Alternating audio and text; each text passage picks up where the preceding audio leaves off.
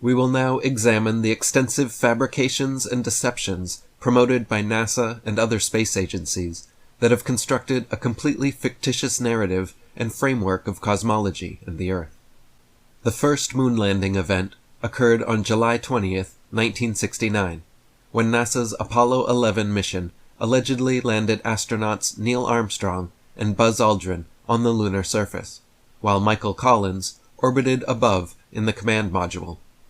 The official story states that Neil Armstrong became the first human to step onto the moon, followed by Buzz Aldrin. Let us first explore the significant events and key figures that contributed to the inaugural moon landing and subsequent developments. We will then address many concerns regarding the authenticity of this historical event. This will sharpen our discernment and help expose this elaborate psyop that, as of recording this, diverts into itself an astonishing $72 million per day in taxpayer funding. Soon after their historic mission, all 3 astronauts of Apollo 11 resigned. The image from their first television press conference below captures their somber expressions and reflects the overall atmosphere of this mysterious interview. A stark contrast to the jubilation one would surely expect based on one of mankind's greatest achievements in history.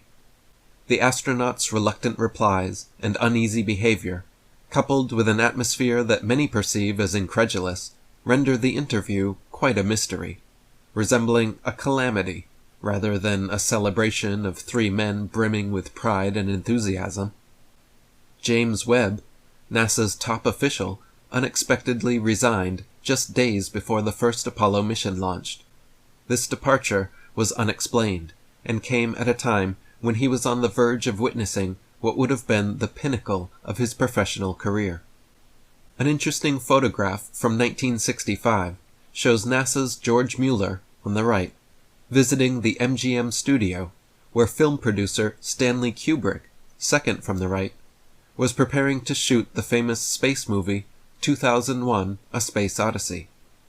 Also visible in the photograph are Arthur C. Clarke, in the middle, a British science fiction writer, and Professor Teofilo Tabanera of the Argentine Space Concession following behind. Many find this photograph to further assert a studio-based moon landing. All original Apollo 11 slow-scan television tapes, which allegedly contained the raw footage and telemetry data of the 1969 moon landing, remain entirely lost to this day.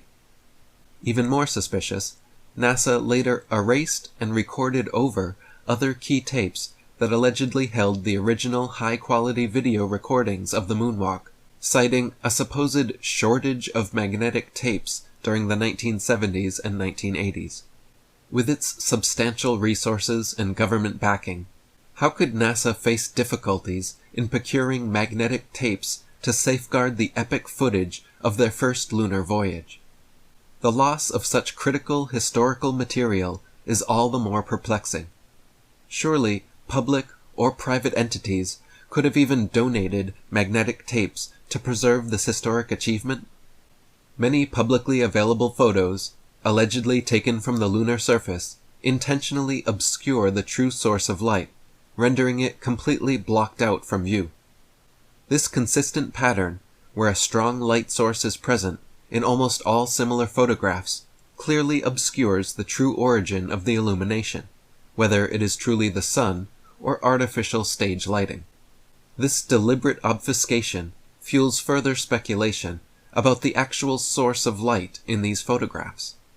We also find instances where an astronaut's suit is brightly lit, even though it is on the side opposite from the sun and completely shadowed by the lunar module.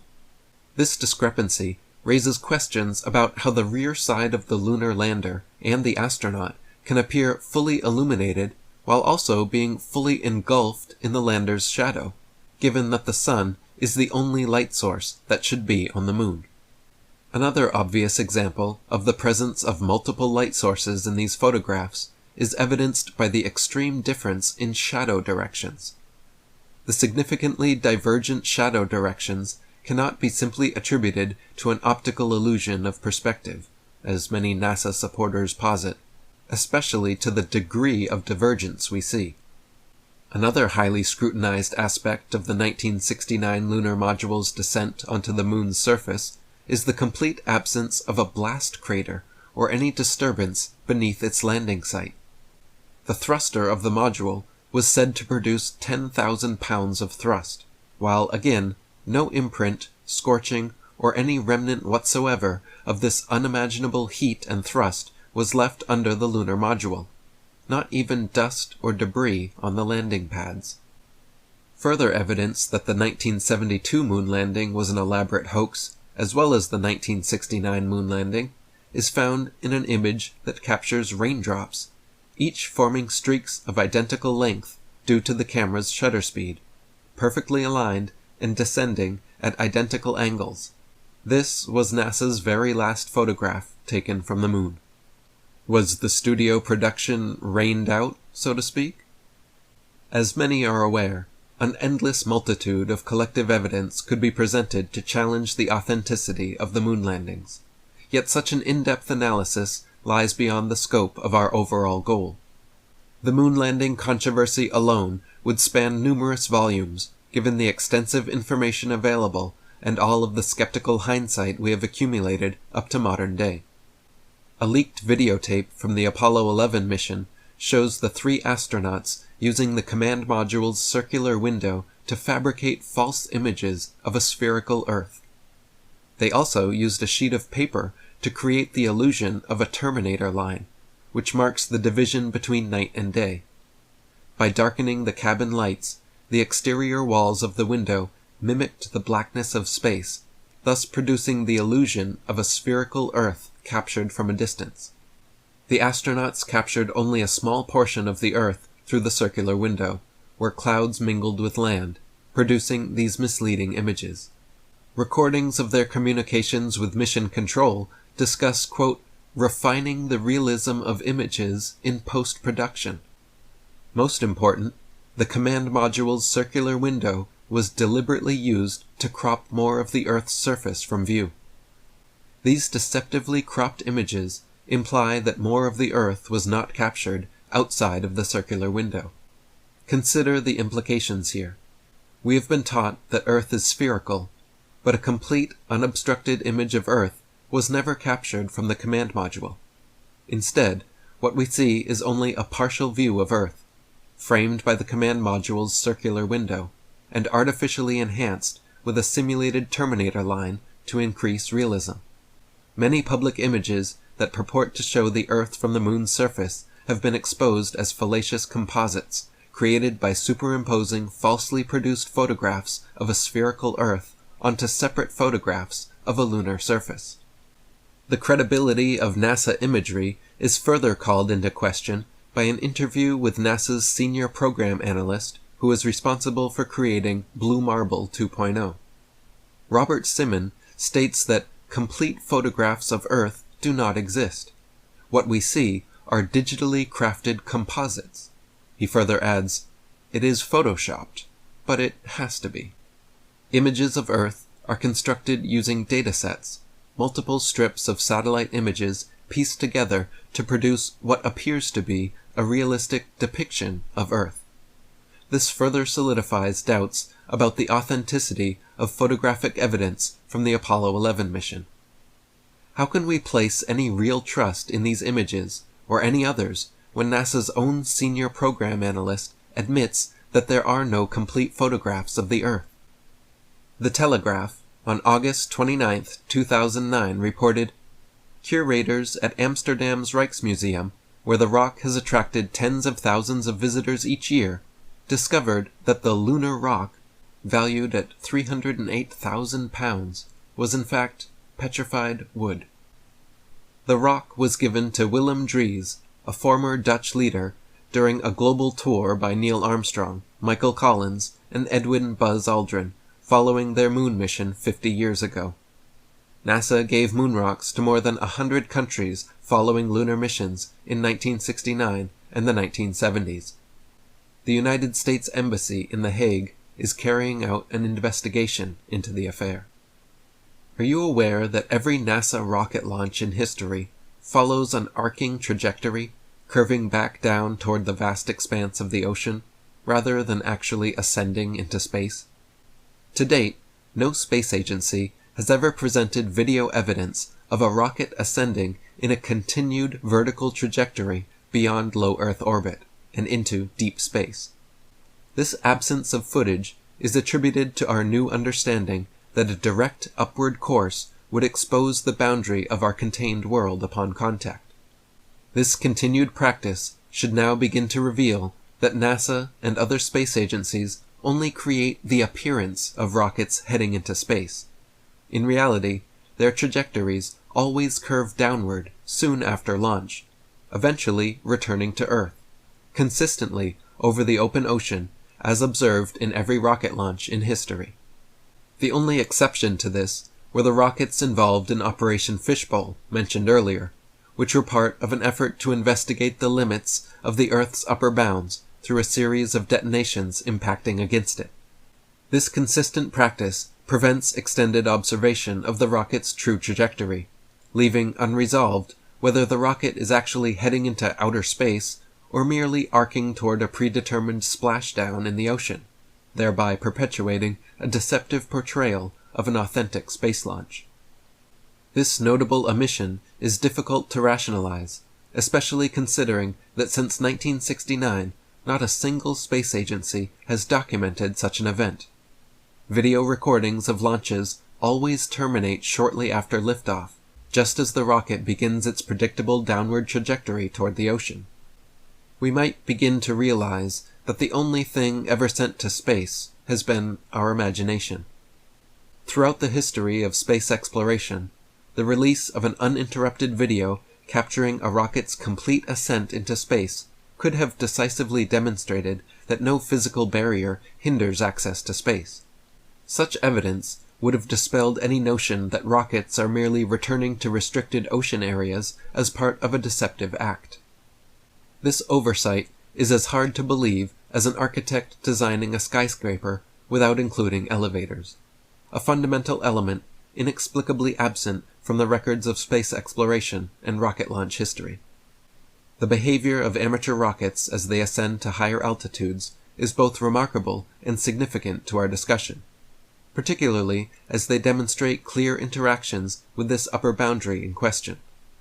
Unlike rockets launched by NASA and other space agencies, which always follow a deliberate arcing trajectory back toward the Earth, amateur rockets ascend directly upward. In 2014, Go Fast Sports launched a rocket that broke world records for altitude and speed.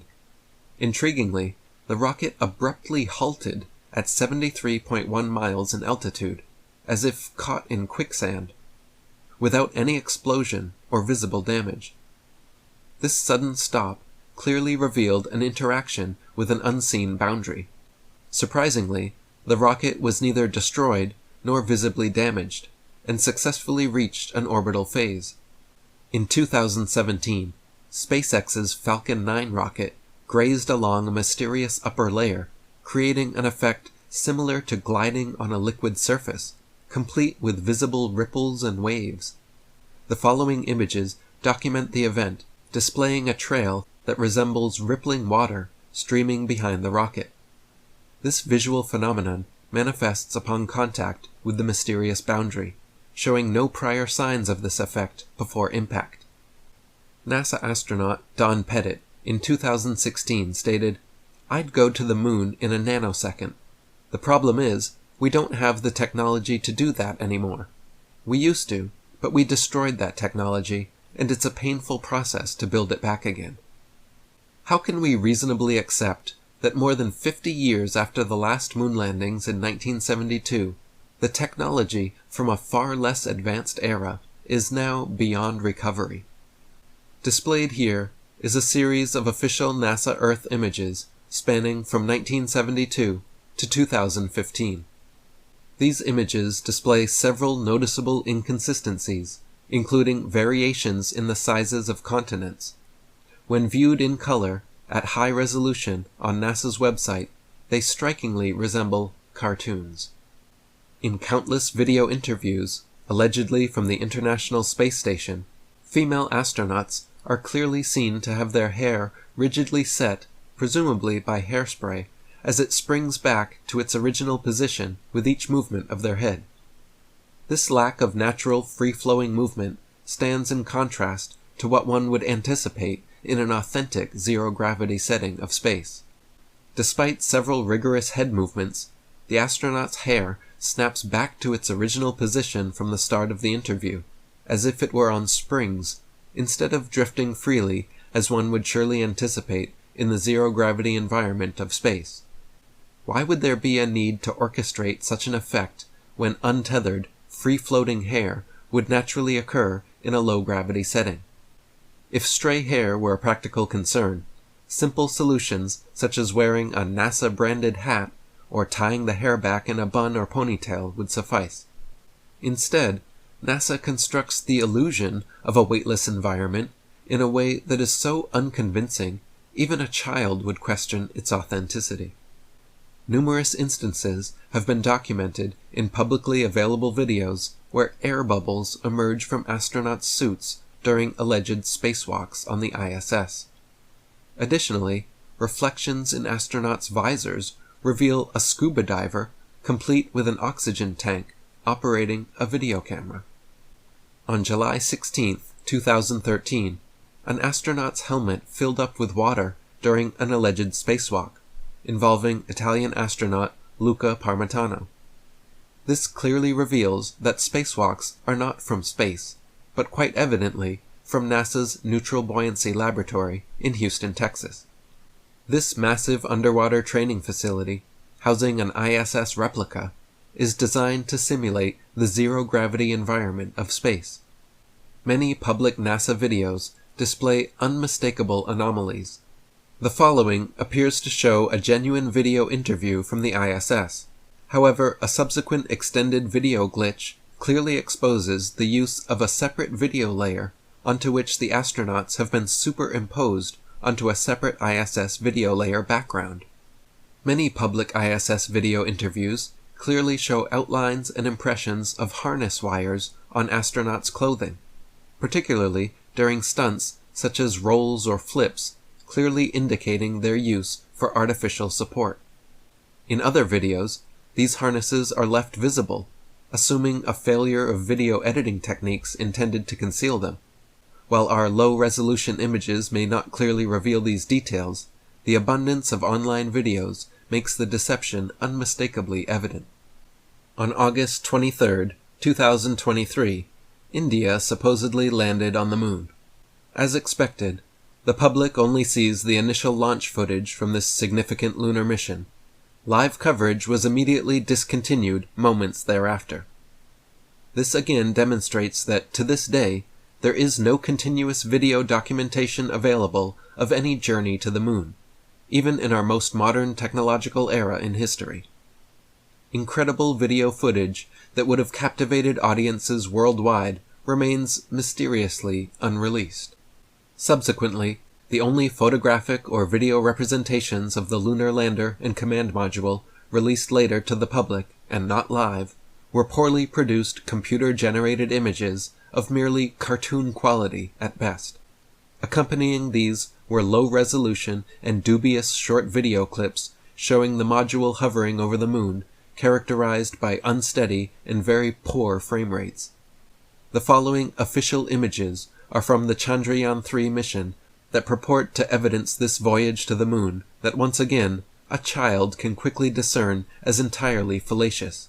Remarkable, given that this is all that is provided to us during an era of unparalleled technology. In January 2019 and June 2024, the Chinese Space Agency allegedly landed their probes on the moon. For both of these missions, the public was only shown the launch, with no subsequent video footage of the journey to the moon or images of the Earth during the ascent into space. Given China's status as a technology powerhouse, the absence of visual documentation and coverage from these missions is confounding. The only visuals provided were generic scenes from a mission control room filled with applause. All available images and videos, including those purporting to show the lunar lander on the moon, are of such poor computer-generated quality that even the least discerning eye can quickly recognize their inauthenticity. The few images provided that depict the moon's surface lack any semblance of authenticity, even at first glance. Can we finally confront the reality of our blind and trusting acquiescence to such deceitful fabrications? We have become too complacent, settling for the absolute minimum, a fleeting headline, the sight of a rocket climbing the sky, and a handful of dubious images alleged as evidence. This is an affront to the public's intelligence, and their entitlement as taxpayers to an acceptable level of proof of such alleged monumental space endeavors. Could our enchantment with the concept of outer space play a part, fueled by dreams of moon bases and interstellar tourism? Is it the allure of space exploration, amplified by the science fiction of Hollywood, that has us so blindly trusting to believe such sparse evidence without innate skepticism? The topic of extraterrestrial life and unidentified flying objects is so vast and multifaceted that it could be the focus of innumerable volumes. Public fascination with aliens and UFOs surged in the mid-20th century, notably with events such as the Roswell, New Mexico incident and the mysteries surrounding Area 51. This surge was rather timely, coinciding perfectly with the dawn of space exploration. This captivation has endured, continually fueled by a proliferation of space and alien-themed films, along with a continuing cultural preoccupation with UFOs and aliens. Is it possible that the concept of aliens and UFOs was entirely fabricated and propagated to lend further credibility to the existence of outer space? Should a boundary around our Earth be confirmed, as we intend to demonstrate, the entire notion of aliens and UFOs would immediately become purely fictional and obsolete. I believe that any legitimate reports of UFOs or mysterious aerial events which are not based on unsubstantiated claims or ambiguous videos are potentially orchestrated by space agencies like NASA. This is done to promote and reinforce the concept of infinite space, entirely contrary to our contained system, which was discovered. Given NASA's extensive budget, it is certainly possible that considerable resources could be allocated to deceptively stage and simulate encounters or incidents with aliens and UFOs, past, present, and in the future, as part of a broader agenda. Such an agenda could be crafted to effectively unify the world's population by staging a manufactured crisis, specifically a fake alien incident of sorts that necessitates worldwide unity. This would lay the necessary groundwork for creating a single worldwide government and possibly a universal currency, a planned agenda that many have warned of for decades. This could expand the role of an existing international organization, such as the United Nations, to become the world government, paving the way for a new world order. Historically implemented by rulers and governments for centuries, this is known as order out of chaos. It involves deliberately creating a crisis to force a pre-planned resolution when people are most desperate for it. This agenda might not be as hard to imagine, given that the Latin phrase Novus Ordo Seclorum, New Order of the Ages, has long been inscribed on the US $1 bill, quite synonymous, to say the least. It is also noteworthy that the US $1 bill features pagan symbology, such as the all-seeing eye, alongside imagery reminiscent of a pyramid from ancient civilizations. What connection could possibly exist between the United States, ancient pagan cultures, and the all-seeing eye that continues to persist on the US $1 bill to this day? When will we acknowledge the growing evidence of a grand and carefully crafted deception? To what extent are we willing to ignore our intuition, logic, common sense, and reason merely to conform to popular consensus, go with the flow, or avoid confronting internal conflicts and thereby deny deeper truths? It should become clear that the concept of outer space has been entirely fabricated with a discernible motive.